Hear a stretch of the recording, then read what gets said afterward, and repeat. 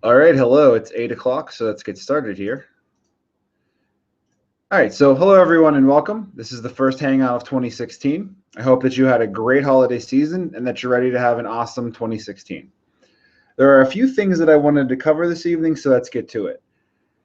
So I've sent out a few emails to everyone about some upcoming changes that are currently being planned, so I'm going to discuss those really briefly first. The first thing was, as you may know, there haven't been any proactive updates on my part until January 9th. They're none due until January 9th, which is Saturday. The primary reason for this was that I didn't want you to worry about the scale or weight loss during the holidays. I don't think anyone should be trying to lose weight 365 days a year, and I'd rather you have enjoyed your holiday and just try to do better than you would normally do by making healthy choices without having to stress about, does this fit my diet? It's more of just take a break, enjoy your holiday. So that's the reason for that. I made the point to still answer any questions or emails or messages that you had coming in. So there was still communication. It wasn't just saying, don't talk to me. It was just that I wasn't proactively expecting you to be 100% following a diet in order to lose weight. It was more of like, just take a break, relax, and enjoy your holiday. So with that said, the second thing that I wanted to discuss was the scale itself. I'm going to be slowly switching everyone over to a new tracking format that reduces the emphasis on the scale entirely. Instead, we are going to focus on measurements, and the scale will actually become optional. This is going to take some time to switch everyone over. I don't mean like it's going to take time, it's going to be done on Saturday. I mean, I'm going to gradually do it one person at a time. I don't really have an estimated time for it to be completed. But once I'm in the process of switching you over, I'll start asking you some questions, like what day do you want to have it be your official day for updates, for your measurement updates, and then I'll ask you which of the options for weigh-ins do you want to go with. So the biggest change is that we're going to be switching for measurements, we're going to be switching from inches to centimeters to ensure that the measurements are more accurate, and that is going to require that you have a measuring tape that does centimeters. I'll have two that I can recommend. One of them is the one that I already recommend, which is MyoTape, and it's $5 with free shipping from Amazon, and it does centimeters. This way we're getting a more accurate measurement as opposed to inches. The key measurements are going to be similar to what you're already doing, which is the above navel, at navel, below navel. We're going to be adding a couple. So that's going to be your chest, your arms, your legs, your hips, and that's it. So no worries. The first step is that I'm going to be writing a guide with exactly how I'd ask you to take these measurements, and hopefully I can include some pictures as well. And again, I'll have some recommendations for specific measuring tapes to use if you don't have one already.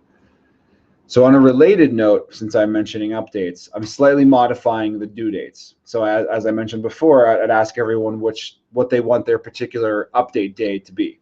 Currently, pretty much everyone is set to be it's due by noon Eastern Standard Time on Saturdays. For some people, that means that they're making sure to do it on Saturdays, and that's their only time they update their tracker. And that basically is causing some issues with either you're up before me on Saturday and you're done with it on noon Eastern Time, and you may not be in the Eastern Time zone. So it's just kind of resulting in a little bit of stress for both of us, and I hope to eliminate that. So going forward, starting immediately, I'd ask that you have an update for the week, doesn't really matter which day, submitted by Friday night. And I want you to pick a date that works for you, that you're consistently able to submit your measurements and your weight if you're doing a weight. So regarding the weigh-ins, if you still want to use the scale, I'm asking that you pick between two options. One is do a weekly weigh-in on the same day you've chosen as your measurement day. Number two, submit multiple weigh-ins in a week. And as long as you're submitting them after using the bathroom and before eating or drinking anything, then we will use the average of those weigh-ins for a week and kind of roll them up for a week and say this is the average for your weight.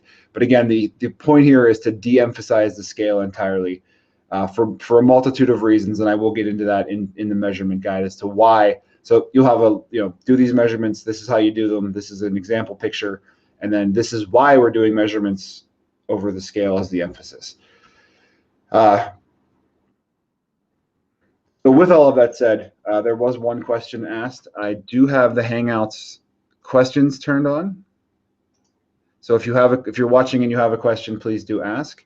But I've had one question submitted so far. You have to bear with me here. I'm really fighting a chest cold, so seems like I'm stuttering a lot, it's mostly because I'm having trouble breathing. So anyways, I was recently asked, how do you stay focused on losing weight and eating healthy? So some of you may be familiar with this answer already, but it's still worth hearing again because I think this is a very, very important question to ask and have the answer to. Staying focused pretty much requires that you have a positively oriented reason for wanting to lose weight, and this has to be at the core of your lifestyle changes. That reason has to be positive, and it can't be tied to the scale. Mine was that I wanted to be a positive fitness role model for my kids, and not just by surviving, but actually thriving as part of that. I also have some personal fitness goals that are kind of tie into weight loss and eating healthy, but they're still not scale related as their focus. So my first one was being able to do a chin up. I never imagined that would even be possible when I was 400 pounds. So when I first achieved a single chin up, it felt like the most amazing thing in the world, because there are plenty of obese 400-pound strong people. How many of them could do a chin up? I wasn't 400 pounds when I got to a chin up. I think I was 275 pounds. But at the same time, that felt incredible. It felt like I was flying. It was amazing. And my whole life, I never thought I'd be strong enough or lean enough to be able to do a chin up. So it was this emotional goal for me that this was something that I never imagined that I would possibly ever do. It just seemed like it was beyond my grasp.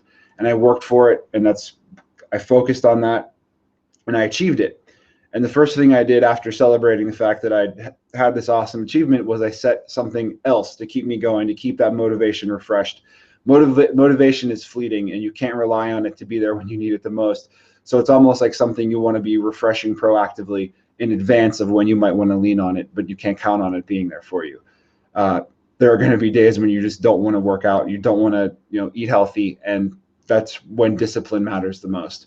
And as an aside, plenty of people have said that when they've gone to work out, and this is me included, this is one of my favorite things, is when I have a really crappy day and I feel crappy and I literally just want to lay on the couch and watch TV. Those are some of my best workouts. If I actually go to the gym and work out, those are the best workouts. I have the most progress. I feel the best afterwards, and it really helps me de-stress. My wife calls that my Zen place, where I can it's almost meditation for me. And the stronger the desire to not work out, the greater the effect it has as far as calming me down and helping me center my thoughts and things like that. So as I was saying, so I hit a body weight chin up, and after that I aimed for being able to do multiple body weight chin ups. Let's say 10 in a set, and that took some additional time as well. From there, I went on to do weighted chin ups, and that kind of recaptured the feeling. Every one of them, every milestone did kind of recapture the feeling of being able to fly. Like, this is a former fat kid that can actually pick himself up off the ground with his arms, and I can do it multiple times. And now I can do it with weight strapped to me. One of my favorite pictures that has ever been taken of me is I was doing chin-ups with my kids hanging around my neck and able to do it with their body weight, on me, which was awesome. So from there, by all records or ways of measuring, you could say I'm at a healthy weight for my height. But I would like to be able to do a one-arm chin-up, just to be able to say I've done it. I'm pretty close. I can do a chin-up just by supporting myself like this, and then do a one-arm chin-up. But I'd like to be able to do that with no support from my other arm, and that's what I'm working towards right now, and it's what keeps me going. One of the people, I don't really talk about this too much, one of the people that got me started wasn't someone that was like a fitness professional or a writer or a trainer or anything like that. It was someone else who was kind of on the same journey as me, and he was a little bit farther along. And what he found was that as he kind of got to what he felt was a healthy weight, and his clothes fit and he wasn't fat anymore, it changed his mindset, and he would felt like there was nothing left to do.